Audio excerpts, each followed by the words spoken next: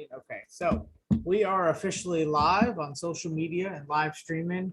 And today is December 15th, which is another wonderful Wednesday. This is Reflection Artist Live number 56.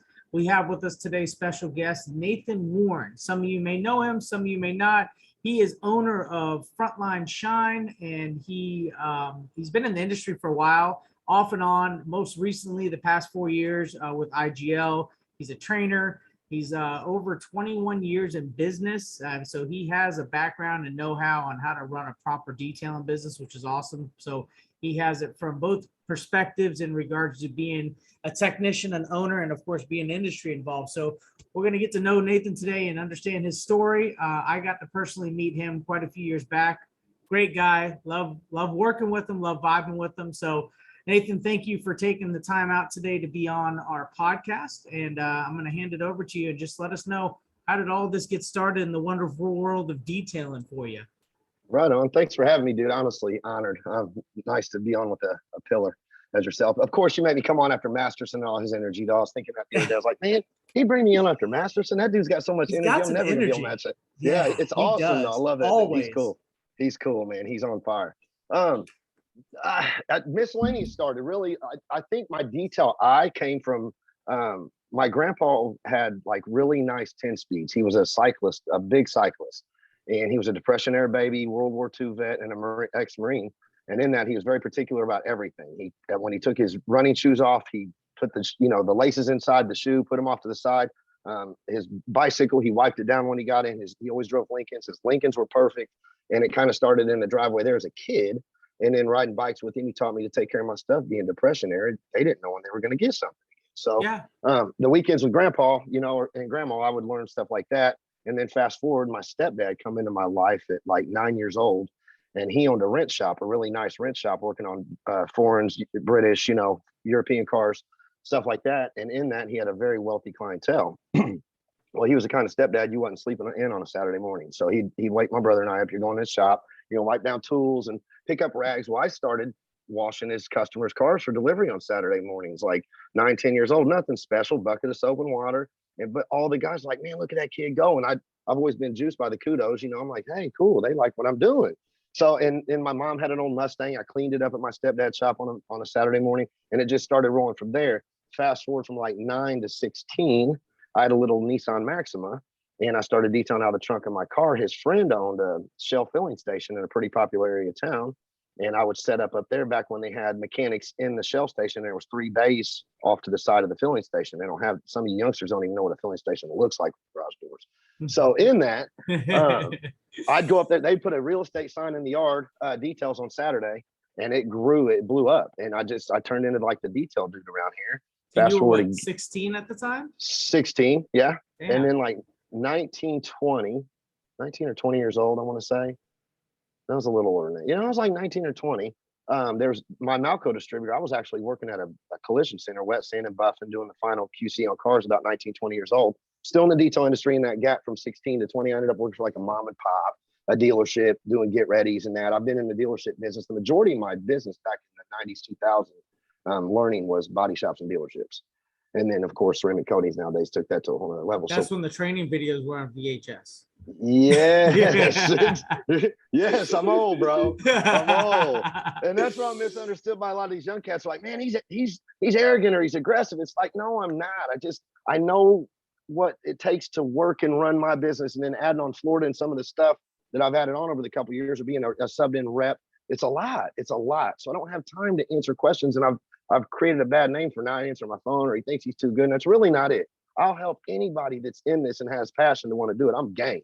Like, let's make it happen. I want to see the young guys come up the right way, not come into our industry and mess it up. So if I can help train a guy the right way, come on in, man. If they're willing to listen and not know it all. So anyways, back to 19, 20 years old, the Malco distributor, Detailers Training and Service out of Peoria, Illinois, was coming through. And he's like, man, I like your vibe. And at that time, I was like, I don't want to detail anymore. It's a dirty job. I want a pretty boy job, or what, 19, 20, you want that shirt and tie job, so whatever. Yeah. So I was like, I could wear a polo, man. I could sling 5-gallon pails and go around all the detail shops. And I ended up loving it. I took the job, loved it, worked the state of Indiana for 2 years, being his distributor. He would bring product over every 2 weeks from Illinois. and we load my box truck. And I kept a box truck here. I had my own little warehouse here in Indiana, young kid doing it. Like I was killing the Malco route. And that led to, it was Detailers Training and Service was the name of his distributorship. And I was training guys older than me in dealerships, body shops, and detail shops, also slinging product.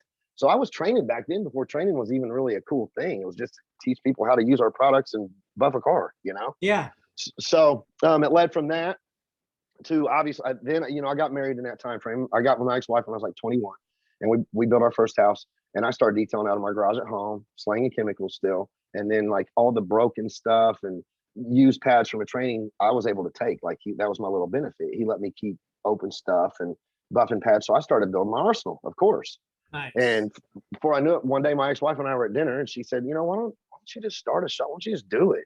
So I went and bought a little 5x8 trailer, just like, you know, I see all these guys, man, that get in it now. And I'm like, dude, and they're on these, like all these detailing for money and all these, you know, different groups, Facebook groups. Yeah, my fault, yeah. brain fart. They're in all these groups, and they're like, well, man, I'm losing it today, or I don't know what to do. And it's like, I just sit there and smile, like, damn, they're doing stuff that I actually really literally forgot about. Like, it humbles me. And that's where I misunderstood too, because I watched some of these young guys, and it's like, man, you really made me reflect today, and you motivated me to be appreciative of where I'm at now. Because you forget, man, people don't realize when you're at a level of 20 some years of doing something, it's just repetition at this point. It's lit, and I don't mean to step on anybody's toes or come across aggressive. I just block everything out and do what I know how to do. It's just mental training, you know? Yeah. So in that, I started my mobile, and I had my scary days, the rainy days, the Same no name? days of work. Same name, Frontline Shine, from the very beginning. Yep. Nice. I incorporated in 2000 the first time, S Corp. So I did that, killed it, and ended up getting into Conseco Fieldhouse when it was Conseco Fieldhouse for the Pacers and the Fever. They have a basement. I go in the basement, clean their cars. I was the elite detailer for the Colts at one time. Damn. And I took care of several IndyCar drivers, NASCAR, and NHRA. I did Larry Dixon, NHRA driver, Antoine Brown, Don Perdome, Snake Racing, all the Andretti teams. Actually, we did an IGL video when I was with IGL a few years back.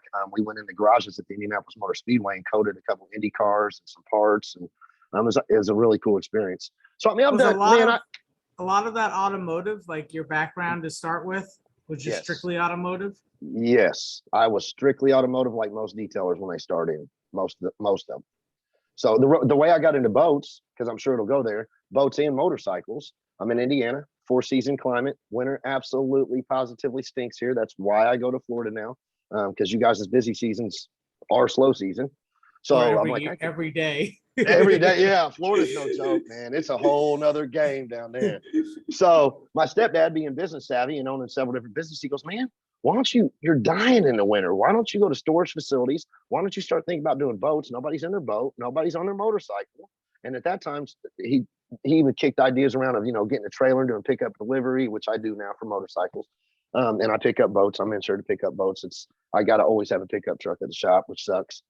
Sometimes I like to just jump in the car. But anyways, so that's how boats and motorcycles started. I started hitting up little small mom and pop motorcycle shops, the Harley dealerships, boat dealerships, any storage facility that stores boats, motorcycles, stuff like that. And then it blew up. Of course, that turns into networking, and you get into certain guys' networks, like, man, and guys with motorcycles and boats are real funny dudes about touching their goodies.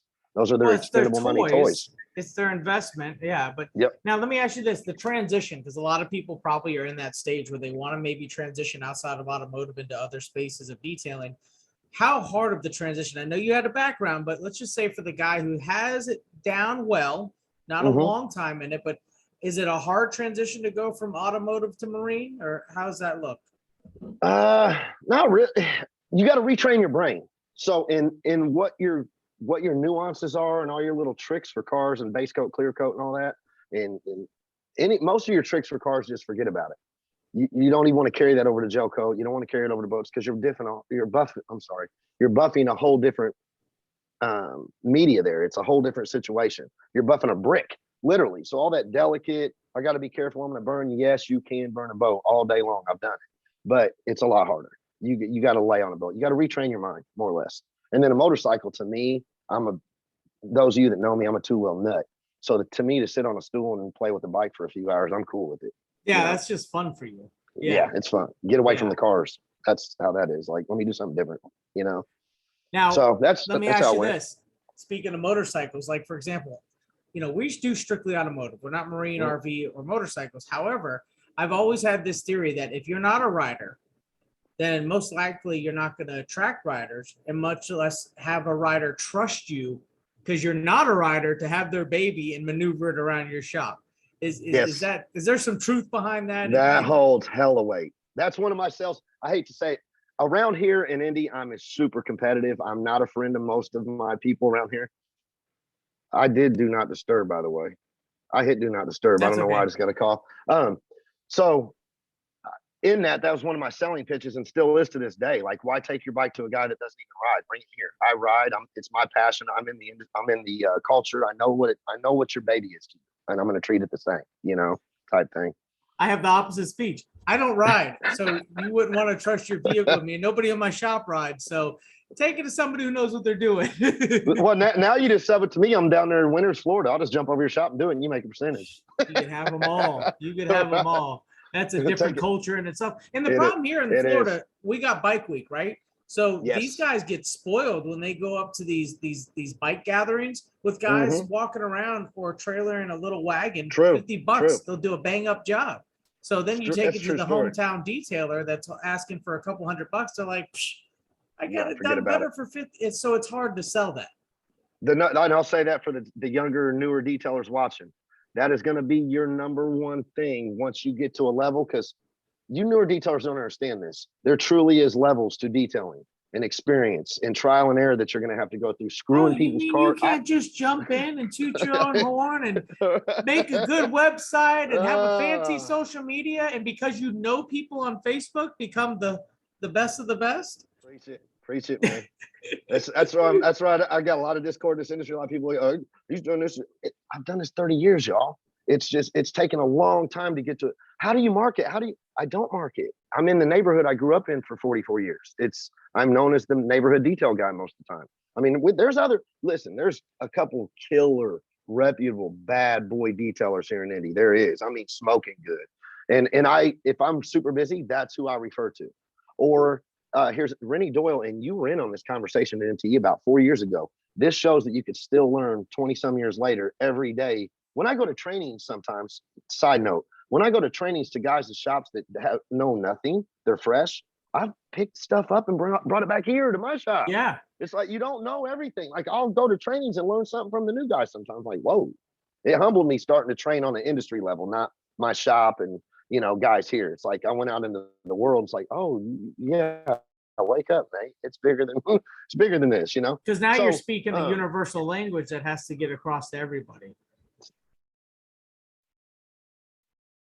And really watch what you say in today's society, because everything's so misconstrued and you're too aggressive. And I'm an aggressive person. You know what I mean? It's just my nature. It's what I am. I'm fast. I'm fast moving. How do you think I jump around the shop at 44 years old? There's dude, I look at my day sometimes and go, yeah, I can't keep doing this. This is going to catch me. Because I was at a point, not to go back into negative history, but when I went through my divorce, 6 years prior to my divorce, I was jumping around my shop, taking donuts to friends, friend customers, repeat customers, people that fed me, doing PR and sales and picking and choosing what I wanted to do in my shop at that point. I wasn't really working anymore. And I had 3 transport guys driving cars back and forth to dealerships, transport plates. I mean, I was getting it. I had a facility that was jumping, kept my mobile. My mobile would go out and do Pacers, Colts, FIBER.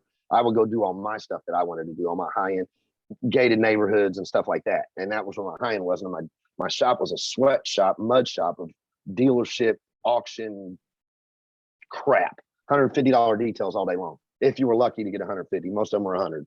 You know what I mean? Back in that day. So I really bow down to the new guy. I bow down to the guy that's in a 4-season climate and it's mobile. And he's going into his first winter mobile, his first year in business. It's a scary thing. Transitioning. So you asked me the transition from from cars to boats. It was pretty easy because of my network growing up here. I won't say easy. It was easy to transition into that for the work because of my network, but learning a whole new media to work with, motorcycles and boats, was a whole different avenue. That was kind of challenging. It wasn't hard, just training your brain to learn something new. I mean, most detailers get into a repetition of how they do a car over and over again, Some are different than others, obviously. But that's the key word, right? The repetition, just like transitioning over to the Marine. Like once you start doing it, if you continue to do it and, and learn and excel, that's where the repetition kicks in to get you better. But if you're doing one a month, then it's going to just take you that much longer to understand things to get better. Just like window tint. I tried the window tint and picked it up and did it one a month and was wadding tint and cussing everybody out. It's like, nope, you got to do this every day to get good at it. You know, there's just no other way. Window tint's one part of it, but paint protection film, that's forget about it. I've done that too. No.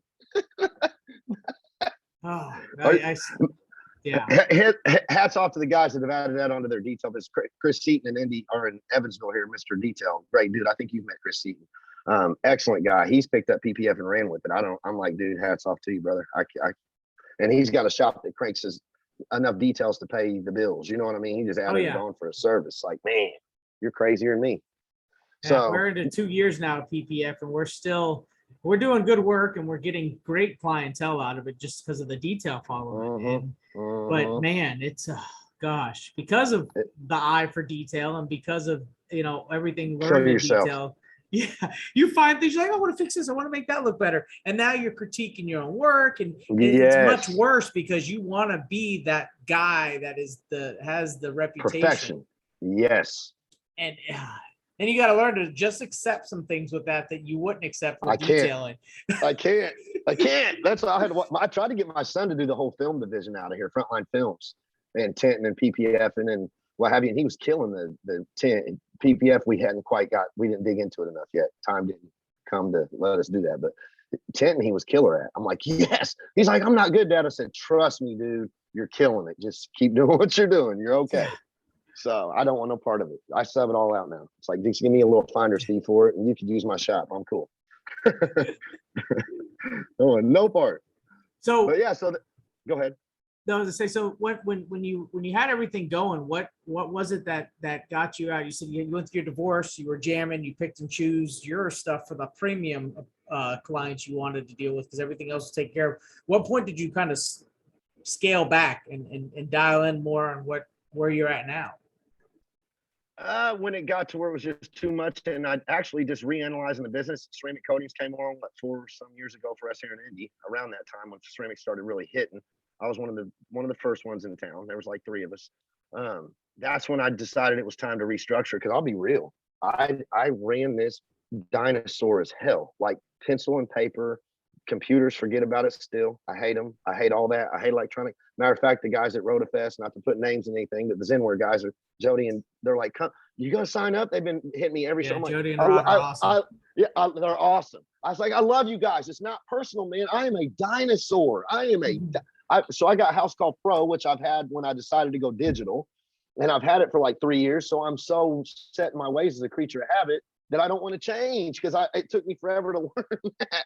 I'm like, if you guys want to come hang out for, a couple days and we'll do some hands-on, I might consider, you guys just hang out and train me hands-on because I'm kinetic.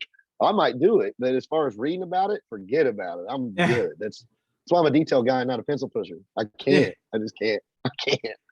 So, I mean, I can. I just don't want to, I should say. It's just not my flavor. But as I get older, that pencil's looking a lot more attractive, I promise. I could train. Who wants to train, guys? I could train like all day. You know what I mean? Being in the shop's killing me, man. I ain't gonna lie. I make it look easy online. Online is very deceiving, guys, as some of you know. I hurt. At the end of the day, sometimes I'm like, man, this is getting rough. This is getting rough. My son was supposed to take this over and he went on to other ventures, it's like I'm done trying to bring people into my mix with my ideas because it can't depend on it. You start to understand that your vision is not everybody else's. No one's going to have the same vision as you. And even when you give them, let's just say they understand 80% of that vision, it's still not 100% of yours. Correct. That's true, man. And that's what I've dealt with the last couple of years where some people, unfortunately, I've ran my business like I always have, and not really had a problem. Well, now you add social media and people across the world are seeing how I run my business, and I'm not always so private. I'm pretty out there. I'm pretty real. I'm pretty aggressive, and I put stuff out there. Focused again, tunnel vision on how I do things, that I don't pay attention to social media like everybody does like this. You know, it's not my thing.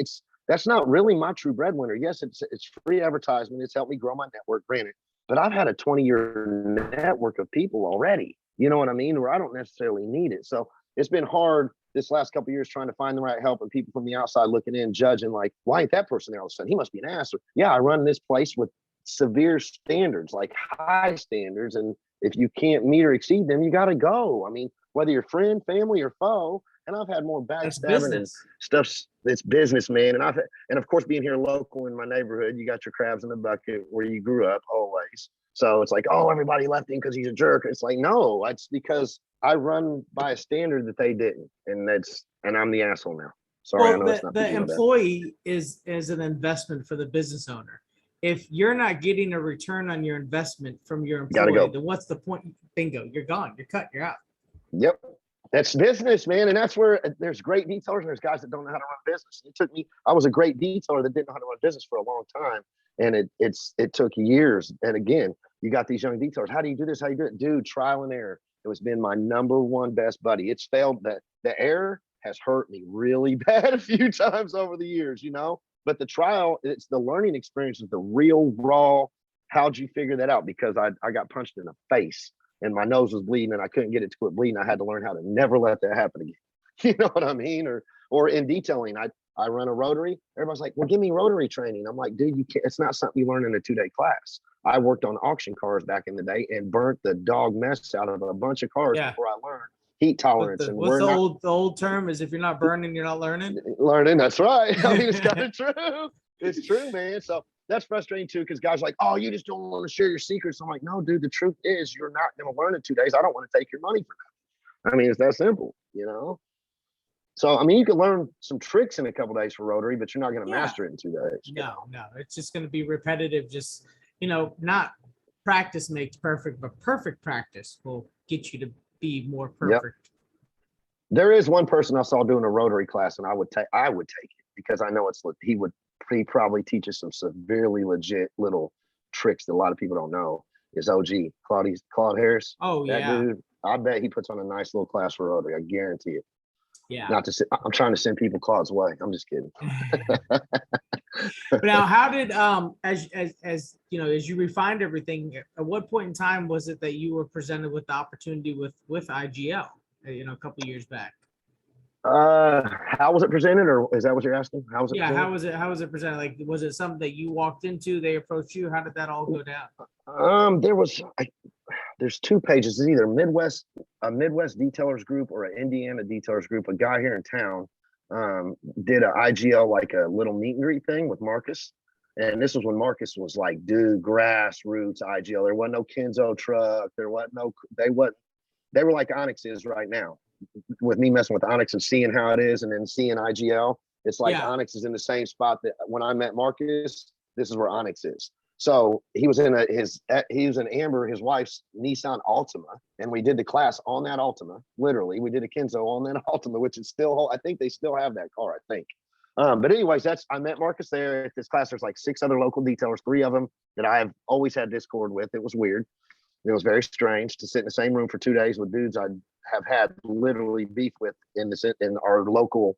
You know how that goes. There's always that. Yeah. So, in that's where I met Marcus, and then I guess they started watching me. I had a videographer we parted ways at this point. That was doing things for me, and he made some pretty rad videos. He still does. I don't hate on his work at all. He does some really rad videos. And he helped map me. He was a tool in a season of my life to get me where I'm at. Marcus and Joel and the guys in green, I think, see me on the videos, and Marcus like, this guy knows some people in Indy. Let's mess with him. That's my guess. And then the rest is history. Next thing I know, Joel's offering me the Marine position because we got Marine into a Nautique dealer here in Indy and was killing a bunch of Nautique boats at the time. And that's where honestly, I got to give Green some props on my side in the industry as the Marine guy, because they helped umph that a little bit. You know what I mean? I got to give them a little prop there where it's due. And then it's all kicked and made sense as times went on, like everything else is history,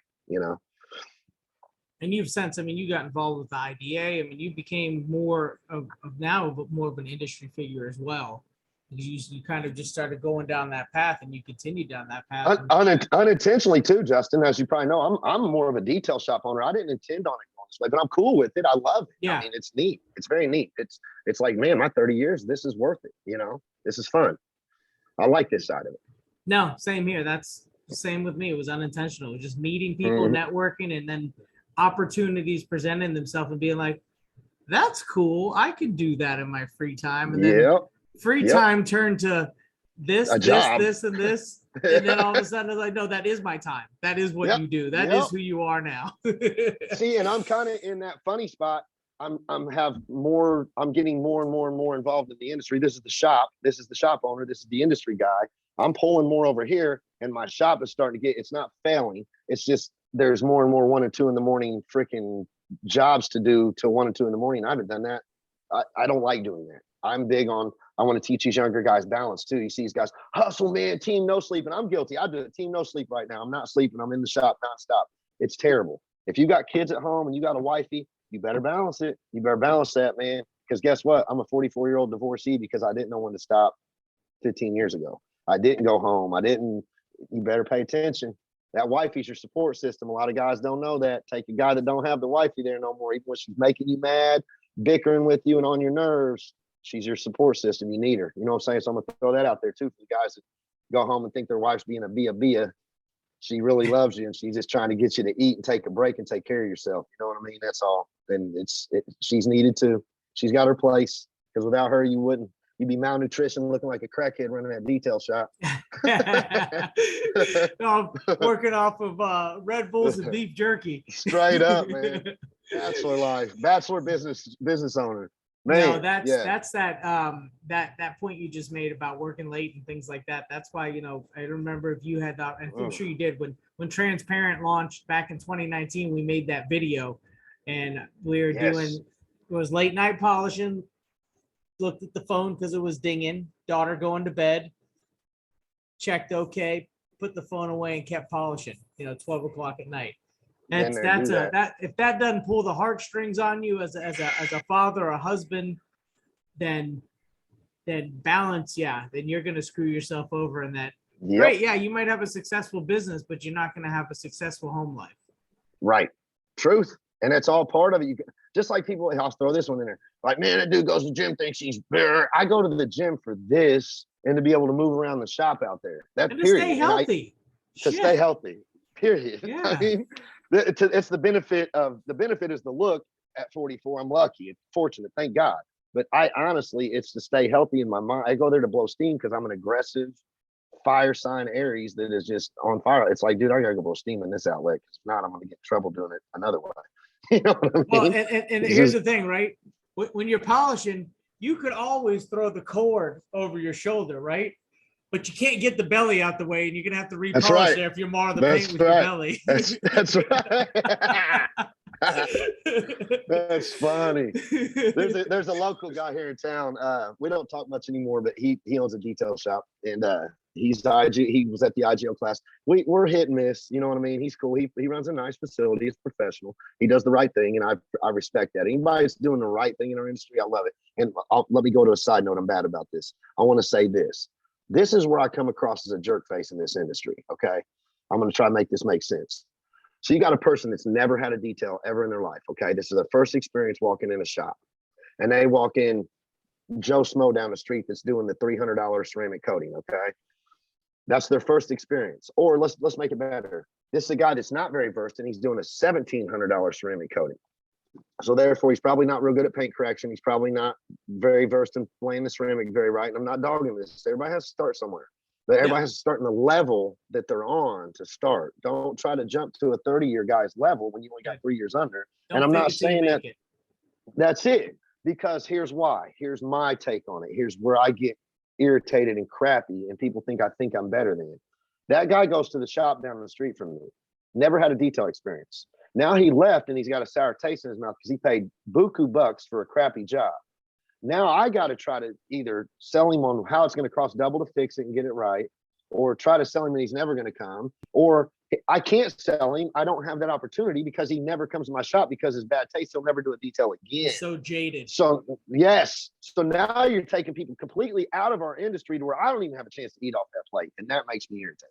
It's like, if you're going to come in this, don't read Forbes magazine and see that it was the top 3 easiest businesses to get into in 2000, whatever. You get into it because you want to make a little money and you also want to put pride into what you do. You know what I mean? It's not one of those, it's the easiest to get into. I grab a bucket of soap and water, and this dude that's busted his behind for 21 years to get where he's at. I come in and I could tear it up in 6-8 months, put a bad taste in everybody's mouth around here. Not literally, but you know what I'm saying? It's just like, come in right or don't come in at all. And listen to the guys that's been doing it. Don't act like you watch YouTube and you know everything there is to know, because you don't. It drives me nuts. Anyways, that's my or respect the information you're getting from the guys that have been doing it, and don't give them the side eye because you heard something off the internet or YouTube from somebody who is from a different state or country that's only been detailing for 2 years, but because online they look like they're killing it. But you got a 15 or 20-year vet that could show you the track record that he's created to get where he's at. There's a huge difference. The guy you look at, here's the ones that'll blow your mind. The old man that's still doing it in his garage out back of his house with a hat par looking shop. I've been that dude, and puts out some work that will blow your mind. Like, dude, that shows the shop, the look of the shop. That's important for the professionalism of our industry and the look. I love it. I love some of these salons I've been fortunate to go in around the world and country that blow me away. Like, damn, this guy's got a killer shop, man. Wow. They are able to, this day and age, I feel like the mobile units and the shops are in a much better position when they start out the gate cosmetically than years past by far. Man, I'm the old head that's going, because, I mean, you got to think about for 44, for a shop owner operator at 44, yes, there's a lot of guys my age still in it, but the majority of this business is 20s, man, that are still working and doing it. The working guy is already, he owns his shop and he's running his shop. His shop ain't running him like me right now, unfortunately, you know, which I'm not bitching. It's fine. I got a vision. I know how I'm going to get out of my weeds. I've done this too long not to, you know, but I'm not hiring help. And that's what sucks. I'm not doing it anymore, man. It's just, I've created a monster around Indy is what I've done. My demand, like when I would go to Florida or when my son was here, my son was completely 100% capable. And the relationships I built in 15, 20 years of people like, man, no offense to your boy, I'll just wait till you get back. I'm like, dude, take your car there and get it done. He'll do a great job. You know, it's like, they wouldn't do it. And it's like, damn. So that's where you let your boy do it. And then you don't say anything. So what do you think? And it looks great. Thank you as always. Yeah. My son did all of that. Son did it. Start to finish. I close this bay door. I open it. Your car gets delivered. You don't know who touched it, but you're happy with it. Yeah, that was all my son. Yep. That's it. I wish the little turd would come back, to be honest with you. He's being my son right now. The wind will blow over on that. I've had some conflict of interest with some of us, only a few clients, but you're going to be working on it, right? Oh, no, I'm actually not. Well, I would like for you to work on it. I was like, well, that's not my position anymore. What do you mean? I just don't want you guys to mess anything up. I said, the past couple of years that we've worked on your vehicle, it's always been my guys. Oh. And then they're like, yeah, that's the look of their, Mm-hmm. Like, in order for me to grow and scale, I can't be out there shining cars. You can't. You cannot. You're limited at that point. Well, I don't want to keep bringing it up because I'm not trying to give any certain person kudos. There's people who have walked in my life and taught me little things. But like Joel LaPalme said one time, and it has stuck with me forever. You know, in 44 years, I've had several people say certain things that have stuck. And I'll give LaPalme his props in business. He's sharp. He goes, if you're in your shop's running you. You're not running your shop.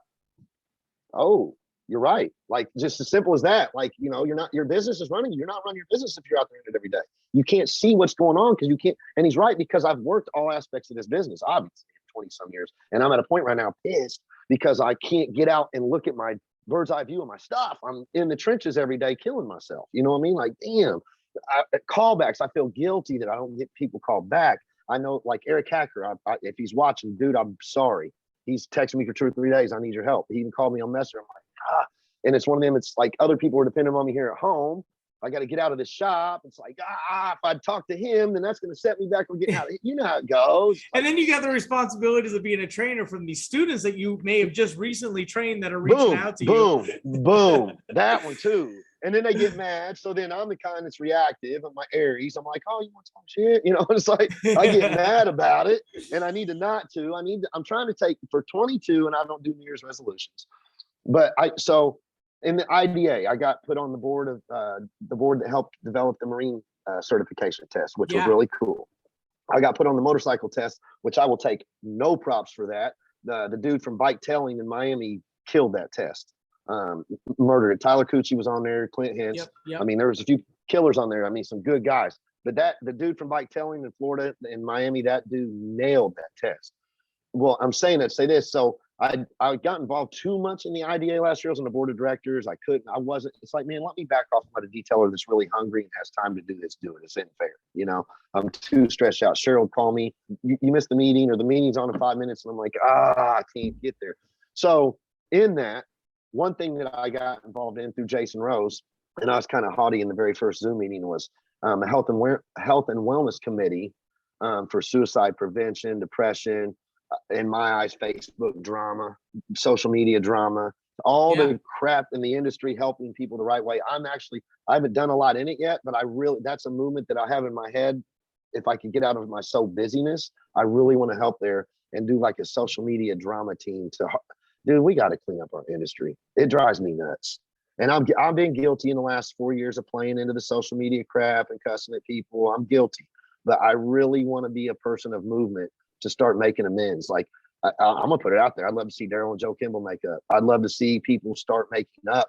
I would like to see it happen. I would like to see, what's the point if that person's not paying the other person's bills and they're not running their business? Why not just be cordial as men? Because really, our industry, I'm gonna say it, and I'm probably not gonna be liked.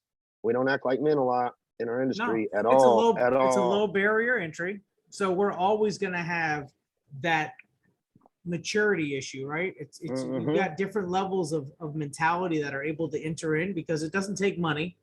And let's face it, I don't know how to say that politically correct, but a lot of times people who aren't that smart don't have a lot of money for that reason. It's a fact, unfortunately.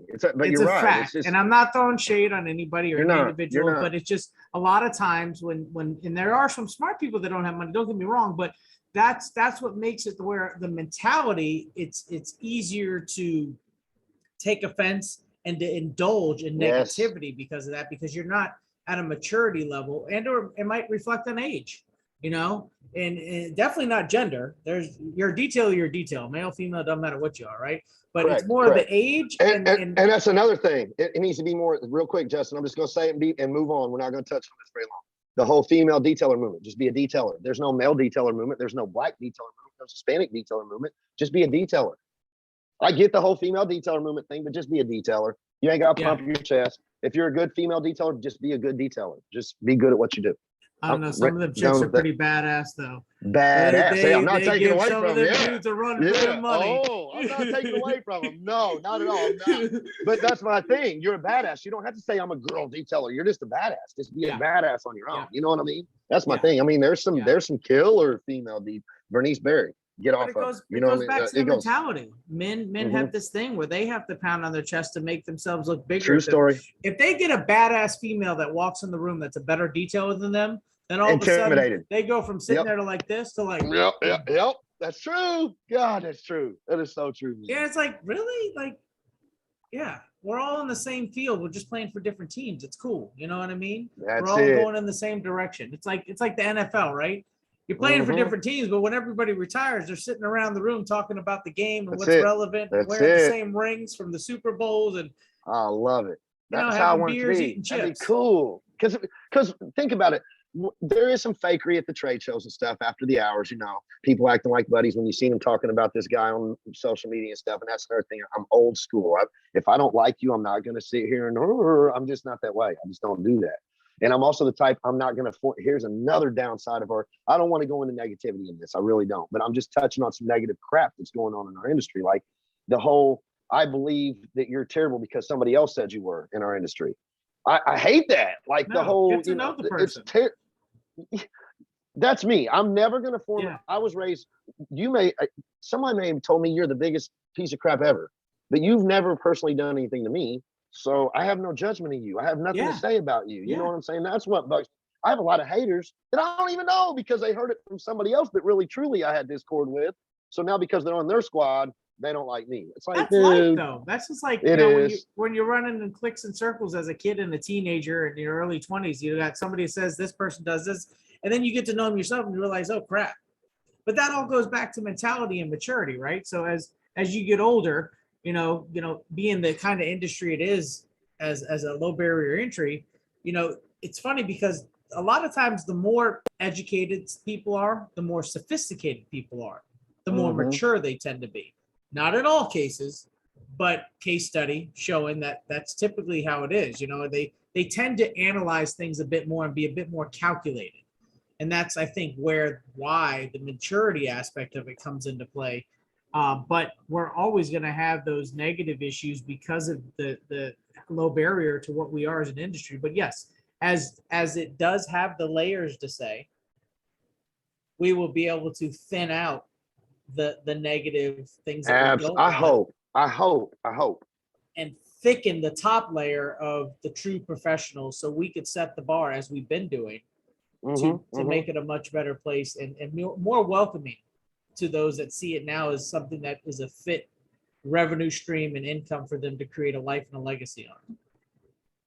No, sorry, I just got sidetracked. I know you've seen, I told you that guy would drop this boat no more than 15 minutes being into this podcast. I knew it. There he is. That's all right. He's going to wait till 1. Anyway, sorry about that, guys. I got sidetracked. No, I was you're listening to everything fine. he said. I knew he'd pull up when that happened. That's why I switched the camera over for you to get a giggle out of that. It's authentic. It's an authentic podcast, right? I'm running my shop. That's what I love about it is we're on the fly with everything. There's nothing Everything. scripted. Man, this is live and it's real. He just pulled up out here, so that's all right. Let's just keep it going. He'll wait. I know him. He's all right. Would you move to a darker spot in your office? You're all ducked down now. Yeah, I'm like, don't listen. I'm not over here. I got a big old atrium out front where everybody could see me. I'll show it to everybody. I don't care. I go live on. So he could. I'm trying to duck behind but he already seen me though. Oh well. No, you have a really nice setup. For those of you that have not followed Nathan on Facebook, friend him, or if his stuff is public, take a look at some of the videos and the pictures he's taken. You did a really good job. I like that perforated marketing that you have on the front glass. I mean, that's thank you. Yeah. Not everywhere allows that, but when the cities that do, go for it. Take advantage. That is huge for marketing. That's another thing that went, man, I'll tell you what, my 21 was just one blow after another. I had a vinyl guy in here. My door, it's not even a year old, it's peeling off.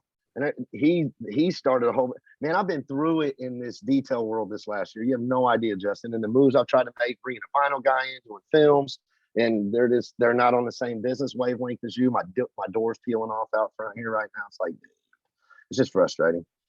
This is for the young guys listening to authentic, real. This is what you get to have. It's not always peaches and cream, guys. Running a business is hard, man. It's got its days, and it don't get easier as you grow. It gets harder. And I see a lot of guys, man, how do I grow? How do I get in the shop? Take your time. Keep your overhead low. Keep your overhead low. Take your time, and it's not always. There's days I wish I was doing them out of my house again. Sometimes, not learn every what day, to say no to, and learn how to run a business. That was one thing that growing up with my dad and my uncles that always were like in Italian restaurants and pizzerias. One thing that stuck with me from one of my uncles was the fact that, when you run a business or especially a restaurant, that you better know how to run every aspect of it yourself. So when the dishwasher calls out, you could wash dishes. When the cook calls out, you could cook. Every aspect of it you're able to do if somebody calls out. And if they all call out, you could still be able to run it if you're able to single-handedly. Like your position now. Dead ass. I mean, that's I keep talking about my stepdad. He was probably one of my biggest aspirations in business. His dad owned Mr. Softy ice cream trucks back in the 70s, 60s, 70s. I mean, he come from a long line of business owners. And he said that I remember my equipment breaking and stuff when I first got going. Stuff breaks. If you're using it, it's going to break. And back then, you didn't have the fine Rupes mail back, get your machine in a certain amount of days. And You know, I've always used DeWalt rotaries. You'd have to find a Black & Decker store somewhere within a 50-mile radius. Back in the day, they'd have a storefront, and you take it to them. They would ship it off. You may see it 2 months later if you're lucky. So in that, Forever. equipment breaking and stuff forever. And he's like, Nate, you realize as a shop owner, you need to be the maintenance man. You got to be this. You got to know how to work on all the equipment in your shop in case it breaks. Sure enough, I mean, I learned how to, you know, real quick, shop vacs. When you got 6 guys with buffers and shop vacs, you're constantly replacing cord receptacles, constantly, from where they time in knots and the cord breaks down and stops working. And buffer brushes. I used to keep boxes of DeWalt buffer brushes because I had 7 to 8 buffers zinging in my shop at all times. They'd burn them brushes out. I mean, so I just, at one point, I had employees and I was hopping around playing maintenance man, PR, taking customers donuts, Christmas cards, stuff, you know, and working on equipment. I had a little desk I set back in my shop with drawers in it. You open the drawers and it was all buffer parts and vacuum parts and steam cleaner parts. It's like, I still have that here. I got a little junk pile of crap to fix stuff, you know, of all my equipment out here. Mighty parts and DeWalt parts, Rupes parts. It's ridiculous. But no, I do the bring same it to, actually. I'll fix it. Yeah. With customer, or it's not customers, but with detailers being our customers now with the storefront and everything, it's some of them have brought me their machines and they're like, I don't know what to do. And I'm like, I got you. Whether it's a Rupes or a Flex, everything outside of that I don't touch, but those two I'm super familiar with because I've done so many repairs on mine. That it's like, yeah. And a couple of times I just took care of it. All they had to do is pay me for the parts I ordered just because they continue to give me business. So why not? Right. Let me real quick tell him where to drop this boat. Give me like 2 minutes. I just want him to drop it and he can be on his way because he's sitting here. No worries. Quick. I'm sorry, guys. Give me a real quick minute. I tried to get him to not come. Hey, Mike, if you want, I'm on this podcast till 1. I had to pause it, and I wasn't supposed to. You could drop the boat right where it's at, and I'll move all this around and get it in. You got something to put it in? Yeah, my truck. Is it a 2-inch ball? Can you? Okay. If you're good with that, I just know how busy you are. Yeah, come in here. Come on through here. Okay, I'm back, Justin. I'm sorry. No worries. You there? I'm so sorry. Business, man. I'm interrupting you, and you're taking the time out for me, so you're fine. No, you're good. You're good. Right through there, Mike. Thank you. Okay. Thank you. Sorry, guys. Sorry for people watching. I know people are like, come on, I'm trying to watch this. So my bad. My bad. Well, the good thing is with this, the way it's set up is that it's out there forever. We got video, we got audio. That way people are able to watch it, listen to it, whatever they can do, whatever their ability is, whether they're working or not. They always have it there, which is awesome. Absolutely. So with current times now, you've moved on with you handling your business, but you've also gotten involved with Onyx. You know, I don't know if a lot of people are familiar with that brand. Maybe you could elaborate on what it is, where they came from, and how your involvement is. Okay, so I kind of jumped the gun. All of us did a little bit. It's a product that's been around for a long time out of Germany. I want to say 2004. Not just coatings like other things. They've been in Germany for a long time. That's where it's made and derived out of Germany. It's got Dubai. The investors that have brought it to America and bought it out, from what I'm understanding, have brought it to America. They're from Dubai. The investors are. So just a little background on the history of business there. It's a German company backed by Dubai money, and they're going to be the worldwide distributors. The Dubai guys are. There's like 3 investors. I think. Deep money. Yes. And I was fortunate to meet them all at SEMA. There was 3 of them there. All 3 of them were at SEMA. So we went out to dinner, got to talk to them one-on-one personally. Great guys. So in that, the marine product for me, that's what I'm going to be the marine director eventually. It's not really launched yet. It's out, but it's not launched. You know what I mean? And they got a line of marine compounds we're R&D in. There's a lot of marine line stuff that they're R&Ding right now. So I backed off. I'd put on my Facebook, you know, that I was their trainer. I was this. It's like, I think I jumped too soon. So, and then having the meetings in SEMA, you know, they said, we're not launching anything till about spring for all the marine. Let's just be patient. We want to use you. So I kind of backed off.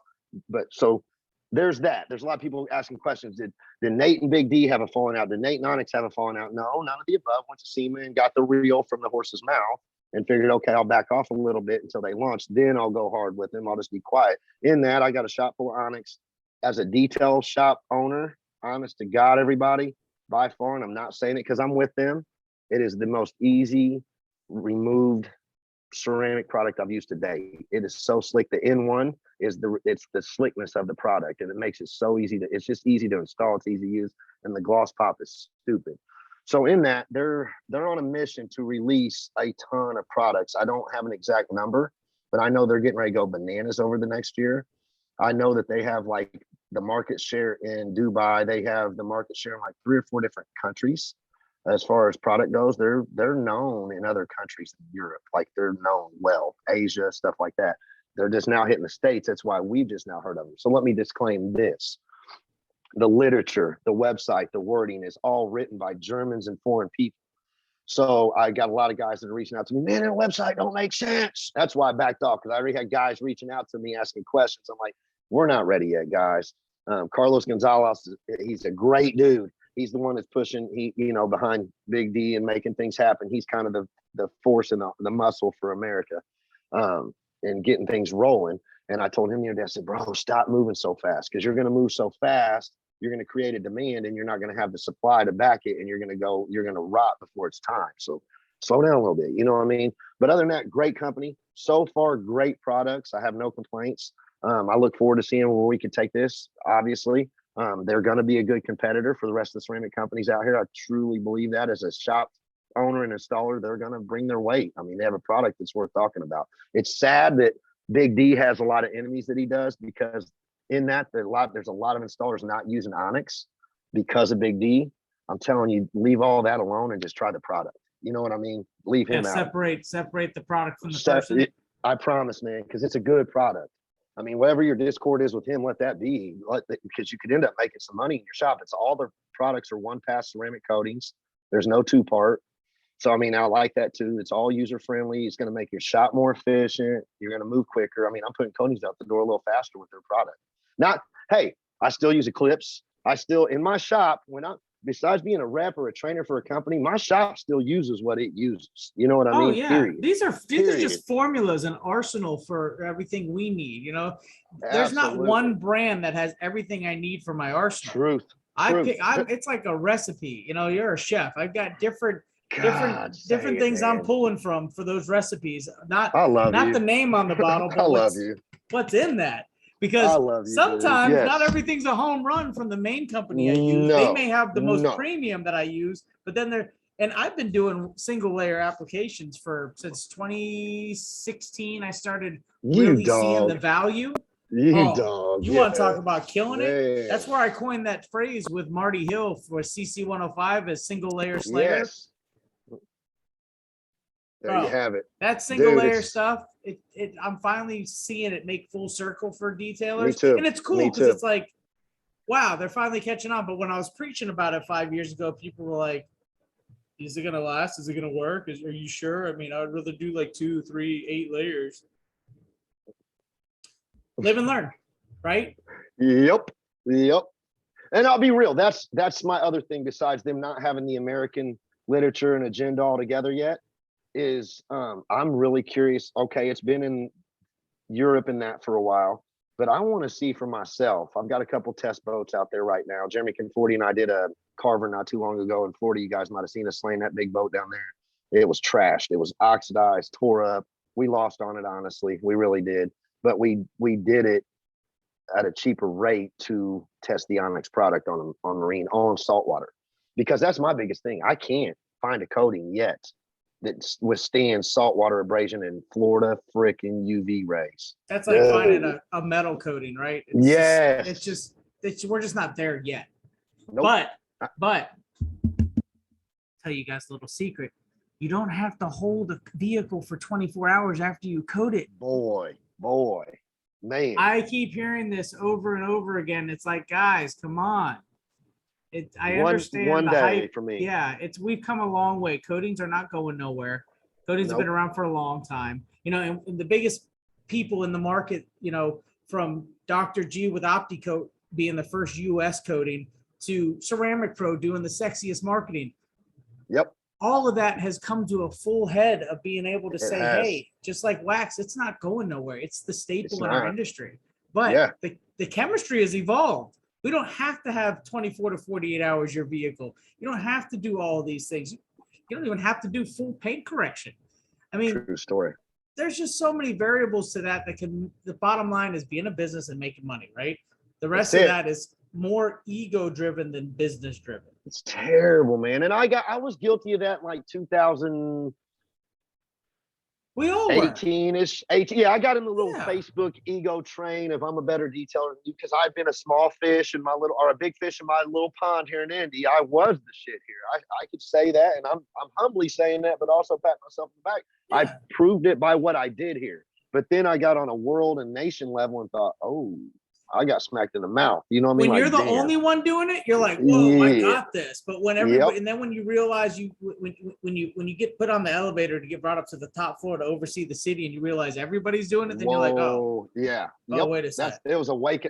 2020 was a wake up call for me on good and bad. As far as like me being a genuine heart and wanting to help detailers, I went into it blind, not thinking that I was going to get, dude, I got beat up when I was with IGL. I mean, beat up. It cost me and JT our relationship. Some stupid installer that's a crackhead now, don't even have his tools, ain't even detailing, calls Turcotte telling her I'm saying all this crazy crap about her. I'm like, bro, when you test my loyalty or question who I am to you, I'm done right then and there. Because it's like you're questioning me. You're literally questioning who I am to you.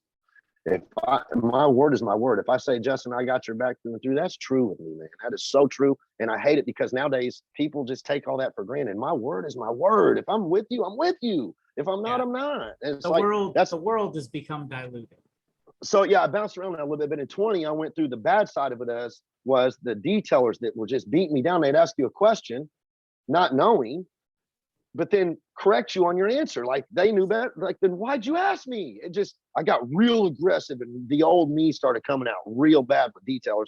And then it cost me on an industry scale of things that were said about me. I got involved with some of the, I have an ex that still tries to involve herself in this industry and has nothing to do with it outside of me, nothing. And it's still in all the girl groups banging me up. So all the girls have their opinion of me. And then my little discord with JT in 20 with an installer, not from I'm the dude. If I said it, I said it. I don't care if you like it or not. I said it. You know what I mean? I'm not gonna lie about it. I'm not gonna say, no, I said it. Punch me in my mouth. I mean, that's just and being real. So that's where I'm going with in the 2020. Yeah. I went through getting beat up by an ex who involved herself in my industry. All the girls in the industry hated me outside of Bernice Berry. I mean, all of them. My video guy, one of the reasons we fell out, I'm just going to touch on this real quick because we're on here. Why not? It's subject matter. My video guy I took him to Kelly Jones, Royal Reflections, took him up, helping her, wanted to blow her product up with her and everything. I was really about it, man. He punked her on the videos. I'm a loyal dude. I didn't know. He gave her the videos she wanted, right? And the pictures. Fast forward to 2 weeks ago, I make a post looking for a videographer and a photographer because of my products through Transparent and all that, the white label program. I wanted to get some pictures taken for my photos for my customers because I saw the stuff to my customers. It's actually big around here. A lot of people are buying it. So I talked to a new photographer, Matt Good out of Louisville, has a photographer that contacted me. He goes, yeah, you got to have a green background and all this and this. Long story short, Zane, my old photographer, did not provide Kelly all this. Kelly and I fell out over that situation. That's what's made me realize, you know what? I'm tired of the discord in the industry over he said, she said, backbiting, this. I picked up the phone. I was wrong. I took a dude's side out of loyalty because I'm a loyal person. He didn't give her the product she wanted, but I was loyal to him. You know what I mean? Hindsight, I seen where he punked her out of $1,800 and I was angry because it's like, dude, I stayed loyal to you and you're punking somebody in my industry and made me look bad, right? I'm eating, dude. You know what I mean? I'm friends with these people. So 20 was a bad year. I'm on Do Not Disturb, Justin. I just looked a minute ago. Okay. Welcome to Frontline Shine, guys. This is the way it is every day. And everybody's like, why is he so intense? Because I'm all over the map. So anyways, 20 was a bunch of that. It was a bunch of, discord with detailers telling big people in the industry things about me that weren't true, or experiences like Zane shooting a false photo shoot for Kelly Jones. And, it's just like, this dude that's clicking in right now knows I'm on this podcast. That blows my mind. He knows I'm on this podcast. So in that 20 was rough, and it made me reiterate and relook at how I was going to involve myself in this industry. And that's where I'm going with all that jibber jabber I just said and talking about the Health and Wellness Committee earlier. I really want to make a movement to start let's make amends. Let's everybody start making up. I called Kelly Jones. That's where I was going with it after I had hella discord with her, extremely uncomfortable at SBC, and called her up and I said, listen, I was wrong. Like I took his back over yours I was wrong. I want to make right with you. You know what I'm saying? I'm one of them dudes. I'm of my word, no matter right or wrong. I'll own my things. You know what I mean? It's like, so in that, I want some people to step up this year in our industry, and I want them to start owning their things. You know what I'm saying? Or just get off social media and quit involving yourself in our industry. Keep that shit private. You know what I'm saying? Yeah. That's just where I'm at. Don't air out your laundry on social media. If you ain't gonna own both sides of it, because it takes two to tango. There's not just one innocent or guilty person in a two-person tango. You know what I'm saying? Come on. So in that, I felt like that was my starting point, calling her to start making in this health and wellness committee and start making the moves to, let's start pushing for people to either make up or just shut up about it. Either make up or shut up about it. Take it offline, because you make us look like a bunch of sissies. For real. You make us look like a bunch of disorganized, unprofessional, unclassy people in this industry. And it's not that anymore. It's not a back alley, backwoods detail shop industry no more. It's not. No, It's got a face that it needs to have some more professionalism and class to it, for real. Because we're old school. They could reach out to you on that now. Yes. And let me make this known to anybody's watching, because I know there's hey, I'm the kind of person, if you've heard something about me, before you form an opinion of me, find out from me. I'll tell you if I did it. I promise. Even if it was wrong, I'll say if I did it. I swear I will.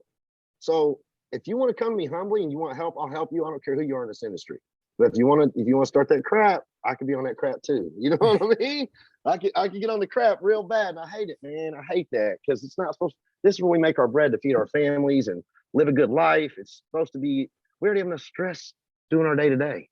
You know what I mean? Yeah. Our day to day stressful. Why add to it? So I don't know. I'm rambling. I'm bad about that. No, you're fine. You're fine. So we are coming up on our time though. So a couple things. As far as some advice, I know you've given a lot of good advice in general, but is there anything in particular, to the detailer, whether it be seasoned, non-seasoned, new guy, whatever it be, even a novice weekend warrior, is there anything that you could put out there that you think that would be some really good advice directly from you? Yeah, I tell you, I'll be real with you. It's really affecting my heart this last couple of weeks. I mean this with all my heart when I tell you detail guys this. You new guys, you seasonal guys, you mobile guys, you fresh and business guys. The holidays, for most business owners in a seasonal environment, also add that onto it in snow, you're gonna die. Do everything you can to put your nest egg back. It's not going to go away. It's the way it is in a seasonal place. That's why it took me, you guys think, oh, he's got it made. It took me 30 years to have an RV down in Florida to be able to escape down there and go work and still try to keep some cash flow going. So where I'm going with this is, don't give up. Don't think because you have one bad season out of four, if you're in a four season place, that it's going to be bad like that. Bank your money in the summer. Come up with some really good ideas for the winter. Like, dude, I pushed snow.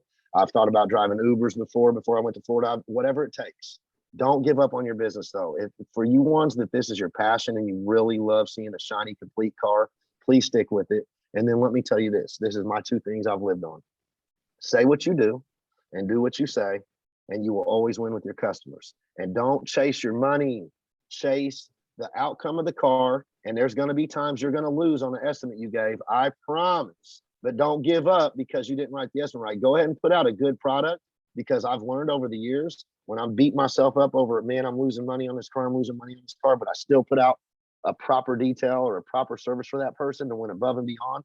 I've earned customers for life. I got 20-year repeat customers because I've said what I do what I say, and I put out, I've never chased my money, swear. I've chased the end result being good. My thing in staying in detailing so long is when I walk out the door to deliver the customer their car and give them their keys, is their face, their reaction. I love that. I live for that. I eat it up to this day. Then I like taking the check after I realize that happened. No, I'll take that now. I'll take that happily now. So how would people, that's awesome advice. I 100% agree. That's as real as it gets right there, right? But how would people reach out to you or be able to get a hold of you if they want to talk to you about your business, about what we talked about on the podcast, or just the health and wellness aspect? Reach out to me, Facebook Messenger, always on there. And then I have a training phone. It was actually my corporate phone for IGL. I put on my plan and couldn't get rid of it after I left them. I've turned it into my training phone, 463-701-9639. I'll answer it. If I don't, I'm not good at answering my phone. I'll be cussed about it. Text or leave a message. I promise I'll call you back. I will. Maybe a couple days, but I will. Awesome. Well, Nathan, appreciate you being on behalf of, myself and Buff and Shine. We definitely appreciate you being on the Reflection Artist Live podcast. You're number 56. So any of you Thanks, man. that have listened or want to listen in the future, Nathan Warren, Reflection Artist Live, number 56. It will be on all the podcast platforms, YouTube, and of course, our Reflection Artist page. So check it out in your free time. Anybody that had the opportunity to hang out and listen today, thank you. And again, Nathan, thank you. And we'll catch up. Thanks, for sure. man. We got some Appreciate it. some plans for 2022. So I'll be in Florida from January to April. Look me up. I'll come see you for sure. Awesome. Good, man. Thank you. Have a Thanks, good day. Thanks for having me. You too, All right, brother. take care. Later.